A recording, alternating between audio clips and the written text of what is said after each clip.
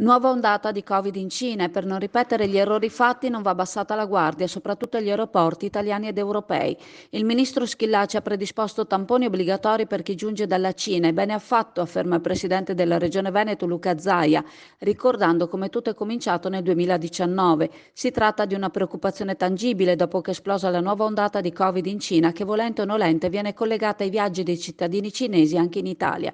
L'alternativa al controllo a tappeto sarebbe stato il controllo a campione, ma i media di oggi riportano che quasi il 50% dei viaggiatori cinesi giunti in volo in Italia sono risultati positivi al Covid. Come è stato dimostrato, ribadisce Zaia, in questi anni il tempo è un fattore prezioso e la prevenzione è il tasto su cui si deve battere. In Veneto ora non sono previsti voli diretti dalla Cina, ma il governo regionale sta seguendo con attenzione l'evolversi della situazione.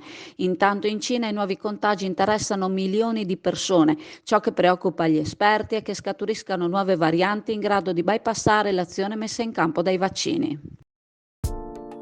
Riapre l'Indiga sottomarina, pronta per affrontare l'inverno con il servizio bar, il ristorante e poi pizza, snack e gelati a non finire.